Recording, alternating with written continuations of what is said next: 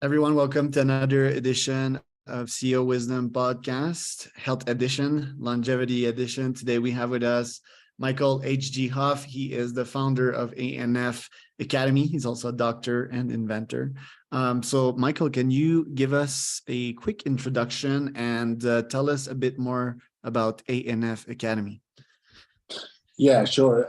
My name is Dr. Mikel. As you said, I'm today 57 years old, and I am a medical background, also with a specific knowledge in the biochemical and neurological function of the human body. And I am inventor of ANF therapy and also the ANF Academy, that is a medical education center for healthcare professionals to learn and understand the neuro and biochemical function of the human body. Interesting. First, I want to talk about pain management. Obviously, I want to talk about longevity and recovery because these topics are more relevant to me. But yeah, as an athlete myself, I did have not so serious injuries, but I had, tendonitis.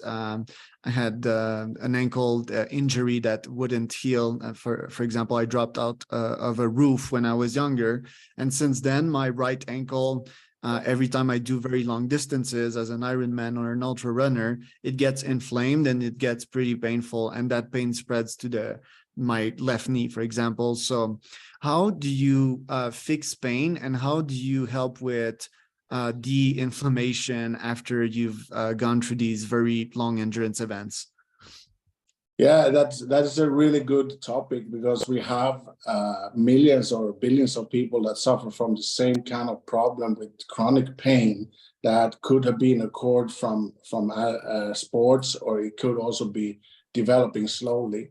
And the reason I invented, first of all, ANF therapy with this device that is actually sending neurological frequencies to the human body is because what you learn in medical school is all about treating symptoms. And normally it's done by pharmaceuticals, or then later, if the orthopedic specialist cannot help you, they probably recommend you physiotherapy. But as you said, the injury is still there, the pain is still there, because you have an active inflammation that actually will continue because you have a damage in the neurological oscillation. So what means is, when the nerve system get a damage and interrupted oscillation, that is going to be long-term. In the first stage, the body creates an active inflammation to try to start a healing process. But when then during time, because lack of resources for the body is not been there, it will become chronic. And that's what you're suffering for. So what we do is that we are actually looking into the source of the problem, and we are applying these devices that remove this inflammation that we more or less guarantee in 10 minutes you will notice the difference. Interesting. So what you're saying, and by the way, I never thought of that, but it makes total sense that when you injure part of your body, it creates a protective shield around it with inflammation. What exactly is that inflammation? Is it defense cells? Like what is that? What kind of molecules are there around this injured part of the body? Yeah, you could say like this: when you get, for example, as an athlete, you get a sports injury because of stress injury.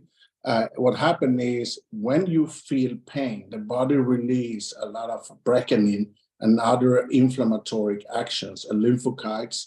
And at the same time, because you get the redness, increase the blood circulation to start a healing process and relieve nutrition and oxygen to the area, so it actually can start healing.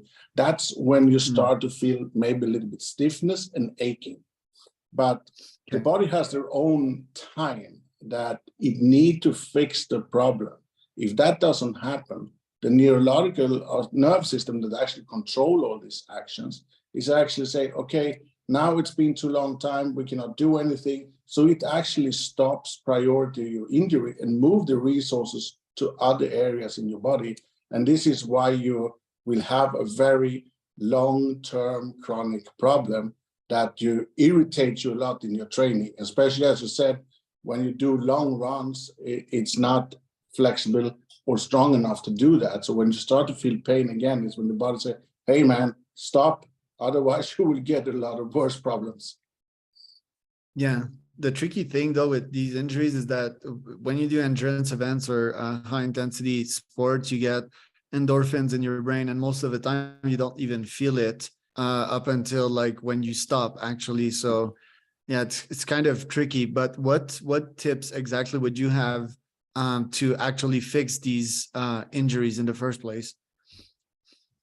First of all, when I work with I work with a lot of professional athletes in many different sports that come here to our clinic in Spain because they have actually suffering from the problem that you do. They got all the help they can get from the physio, whatever it could be, but it doesn't get better because it can be like this. If you had it for so long time, it's also spread to your lymphatic system and other important areas in the body that actually control this and make your body be able healing. And during that time, you can have lost a lot of important biochemical antioxidants that provide a cell dividing and renewing of tissue and actually building it longer so you can get rid of this problem. Because when you have this kind of thing, as you said, that when you warm up properly, your body get warm, you increase the blood circulation, the body starts to release adrenaline and noradrenaline and stimulate a lot of different endorphins. You don't feel the pain until afterwards, which is every time that happens, it's getting slowly weaker and weaker and worse. And that's where you need to be careful. So what we do is that we examine, even if you had, as you said, an ankle sprain or something like that, this inflammation has spread. Maybe, as you said, you start to feel in your pain in your knee. Maybe all of a sudden you start to feel in your hip. So we actually try to find the different sources and treat all of them, and also increase the blood circulation, and also use the anti-inflammatory devices to actually stop this development. So we have players from super high level of football, soccer, you call it over there, that come here and, oh, I need to play on Friday. Now it's Wednesday. You need to fix me. So we do that a lot. But if you don't really understand the biochemical function of the body and to find the source, you're only still treating the symptom. And you said you're also an athlete, and you know that is very frustrating. And the more professional you are, the more you know your own body. So you do different things to try to fix it yourself, because if we can't do our sports, we get even more frustrated, right?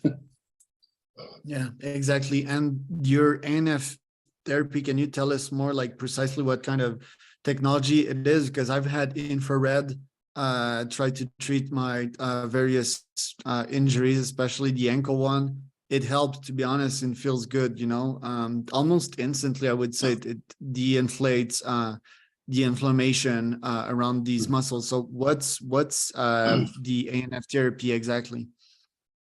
Okay, I will explain that for you. I try to make it short so we don't need to sit Yeah. here all day. So if we take infrared, just for an example, the infrared therapy is activating and using the body's own infrared heat to increase the blood circulation and move nutritions, which means Okay. you can feel a lot better for a short time. ANF therapy is a device that content is more than 500 different devices that have neurological specific frequencies. This device is applied directly around the injury, and it's different devices for blood flow, different for nitric oxide, for healing, for anti-inflammatories, a lot of different devices. But what they are doing, the difference is that when you use infrared heat, I take this as an example, it's only doing one certain thing. What these devices is doing, you work, for example, with a positive and negative device. So one device is sending one type of oscillation directly to the neurons, and active neurons that could be damaged or not working. And the negative one is sending the response and answering this positive outgoing frequency, sending back another frequency to the positive, and then it changing the waveform, the structure of the waveform. So this frequency is helping the body's own system to create fusion between different cells. If it's anti-inflammatory or functional fusions, that actually makes your pain and inflammation go away.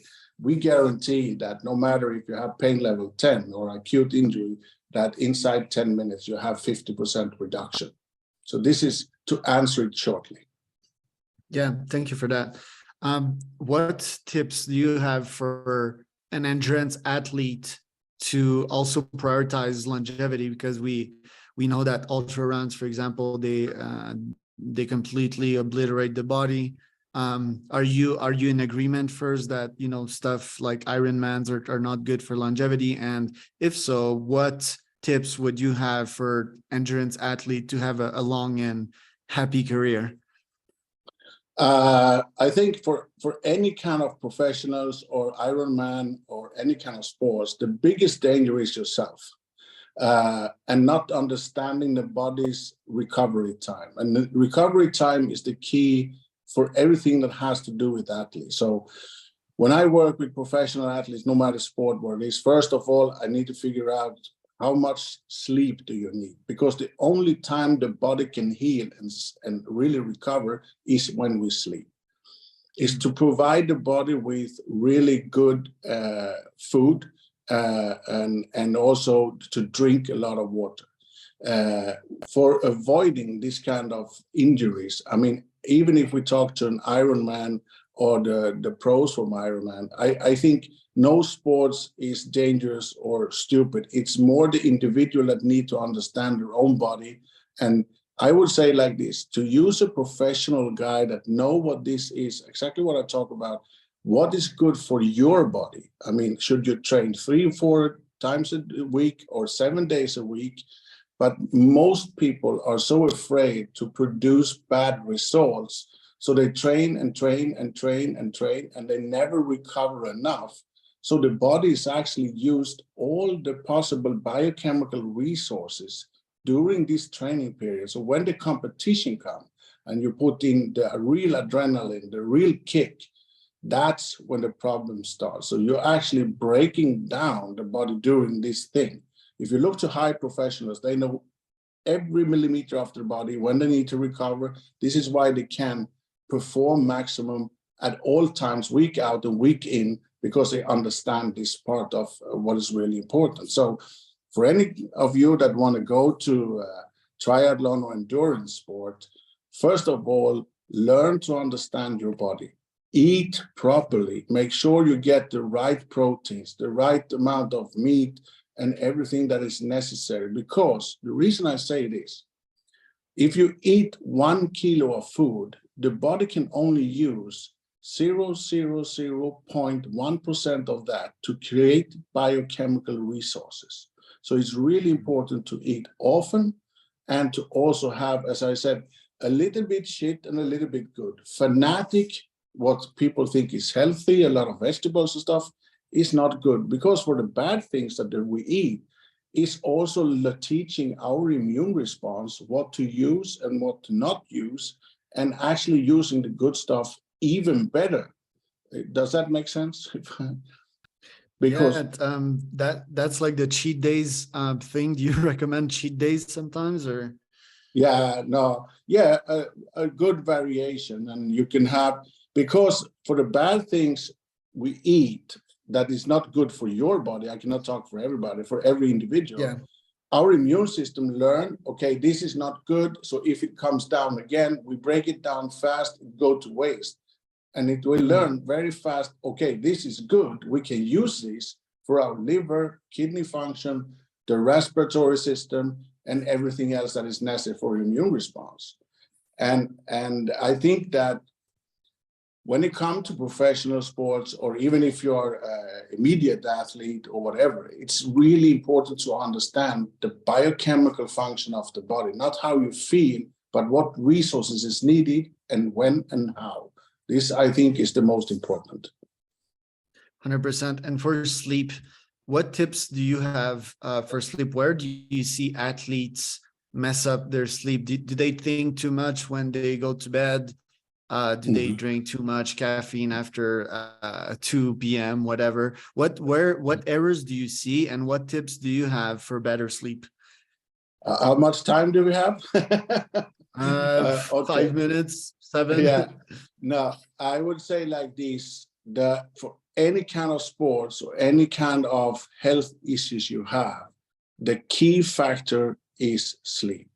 A lot of people, I hear a lot of patients say that a little bit older, yeah, now I'm 60 or 70, I don't need to sleep more than 3 hours. When you say that, you're already on the way downhill. The body needs, no matter age, 7 hours connected sleep. So the best tip I can give you is, first of all, de-stress in good time.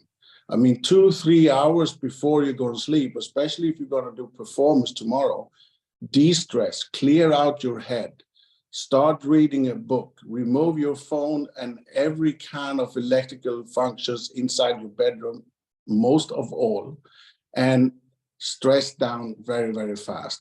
Eat properly 3-4 hours before sleep so the body can have a lot of resources to work with when you sleep. Make sure the last time you urinate before you go to bed that your urine is totally clear from smell and color, so the body have enough of liquid in your cells to create fusions and healing process. If we don't understand this, because the reason people have insomnia is body can only heal when we sleep. That means it need to have fully hydrated system. It need to have full of nutrition and resources. If it doesn't have that, as soon as you fall asleep, it will start the immune response to start to figure out what's wrong in your system, what's wrong in your biochemical function, and start the healing process. That means the nerve system now will go on super drive. The lymphatic system, that is our immune system, will go on overdrive to figure out what it needs to be doing. The cardio system, the same. So your body will work like you play 3 soccer matches in these 7 hours. So if you wake up in the morning more tired than you was when you went to bed, super thirsty, a little bit dizzy or brain fog, whatever, or irritated, your body have already used all necessary reset. Try to use what was not there, and that circle will just get worse, and your insomnia is getting worse and worse and worse. So the key factor for good sleep is preparing good time, especially if you're doing sports, you're going to do competition. De-stress.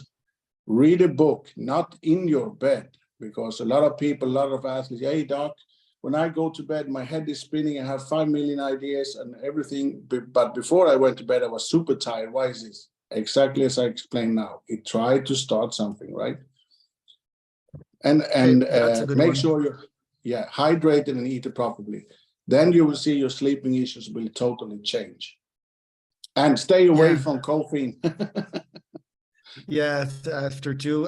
The book one is kind of good because I've been seeing it in myself, and I've started from books, then I went from Kindle, which is less light, and then I went even worse with iPad, straight up. And also, like when I read business in bed, gets my head spinning, brings out stress also. So I'll try to apply what you say here and think having a nice little comfortable chair, maybe in the same room, or even better in a different room, read there, and then once I'm tired, like straight up go and crash in your bed. So that's a real good one. Also, for what you said about like hydration, I have the problem of drinking too much before bed, and sometimes I wake up during the night to go to pee, basically. What would you recommend with that? In my case, would it be like drinking less, or is that okay? No, but that's probably it just means if you drink a lot, especially very close to you go to bed, is that you drink more than the body can process. So it can also be that it's healing up your kidneys in collaboration with the liver, and the liver with the liver is regulating the ammonia and take away unnecessary liquid that is too much. So it can be, for example, that you should stop drinking 1 hour earlier, would probably help. So you don't drink so close to when you go to bed. Another thing I want to say when it comes to sleep is we need to remember one thing. The optic nerve controls 60% of our immune response. So if you look on the screen when you go to bed or very close to bed, all of these pictures, whatever you're reading, is activating a lot of things in your brain. And also because the blue light, as you talked about, is also really negative for optic nerve. Optic nerve controls 60% of all our immune response that is outside the body and actually Yeah. collaborating with the biochemical function. So it's really, really important what you said there. Yeah, I used also to be obsessed with blocking blue lights, but I never saw incidents on my sleep. Is that the right way to think, or there's really like effects that I don't know about blue lights? Yeah, blue light is more that it can, if you sit a lot in front of the screen, I mean, you 10 hours of work, the same, because the screen is impulses that is going really, really fast. And because the optic nerve and the optic neurons is so quick reactions, so it can affect us by affecting, I mean, if you sit a lot of a screen, you probably, if you think after that, your emotions is changing a lot because the optic nerve control emotional system, and emotional system is also activating immune response. This is why when you see a movie, for example, you see a happy movie, it's all optic response. Same with the scary movie, you activate the other part of the immune system.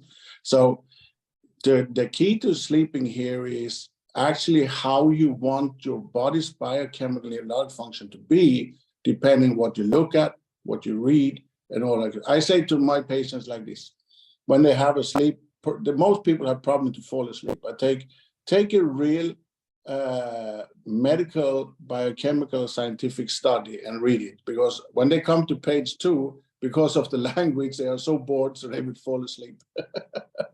That's funny. And for like standing in front of a screen all day long, like myself, I have this MacBook Pro in front of me. Do you have any tips for the screen or screen blockers or whatever? Because yeah, I spend a lot of time in front of that screen, more than 10 hours a day. So could I improve it by buying some devices or changing some habits? I would personally recommend just blue light blocker glasses for sure. Just so your eyes can relax. If you sit a lot in front of the screen, as you said, you probably will have noticed during the years that you get more and more blinks and more ticks with your eyes and stuff like this. And in the end, you can also lose some concentration because when the optic nerve gets fatigued, you will also very fast get tired. So give it a break, close your eyes, and most of all, glasses with blue light blockers or anything you will probably know, so the eyes can rest, because it's the imaging. Yeah, sorry. I just noted down to bring my blue lights blockers there upstairs. So yeah, maybe I should be more careful of that. Last question for you, Mikel. So like, what age do you want to live in terms of longevity on your side, and what is your plan to live to that age? My plan is now, when I invented ANF therapy, and if you're interested in ANF Academy and what we are teaching for healthcare professionals, you can go to our website, of course, and read. My goal is to provide people the possibility to have as good and strong life as possible without any chemical supplements or chemicals, because in the end, the nerve system controls everything. And when you go to medical school and learn symptom treatments, you focus a lot of learning names of different parts and different nerves instead of what they're really doing. So if I can help people get life back as we do now and done for over a decade, and educate as many healthcare professionals as possible to really understand the body and what is actually the pre-process of different pathologies or sports injuries, and how do I help them as best as possible. And most important, that seems important for me, is to take the healthcare professionals back to basics, where we all work with helping people start to care again. It's not 7 minutes meetings, how do you do, and prescribe, take care and explain for people and put the patient in center and teach them about everything, how do you need to sleep, how do you need to eat, and all of this. And it's okay not to eat what a lot of people think super healthy, but most people think it's going to become vegan or vegetarian. And this is the biggest problem patients I have today with intestinal stomach issues. So yeah, for myself is live as normal as possible, eat a little bit good, eat a little bit shit, and understand life is wonderful, even if it's not easy every single day. Yeah. And do you have an age objective, like 120, or do you go with the flow? For me, Yeah. if I could wish, I would stop in this age and be here until I can see a better and healthy and stronger life on this planet. But for me, only God knows when my day is ending, and I hope He doesn't want me yet. I just try to. I'm just appreciating every single day I wake up and my kids wake up and we are healthy, and I'm super happy for that. So as I said, life. Nobody told us life going to be easy, but still, it's wonderful no matter what. So every day for me is an amazing day. If I'm going to be 100 or 120 or 58, I will still be very satisfied with the life I had, even if it's been a very rough many years. So I have no answer. Same here. Yeah, no, I appreciate that, and yeah, being grateful every day for life, which is so exciting, which is the basis of longevity, I guess. Like, people want to live forever because it's so fun. Thank you for showing up today, Mike. Where can people find out more about ANF Academy? They can go to anfacademy.com. That is for healthcare professionals, to find out more about our educations, because the therapy we're providing is, you need to be educated to use it because it is a professional device. For patients or athletes that want to know more, you can go to anftherapy.com. But all the websites is linked. So, and any questions, you will find contact information there where you can contact us. You can also go, if you want to find a clinic close to you, you can go to findanf.com, and there you can see everywhere around the world where we actually are. And we will all be very happy to help all of you, no matter what issues you have. Even if it's an ankles problem, we will be happy to help. You should try it, Charles. You should try it. Yeah, I'll try it for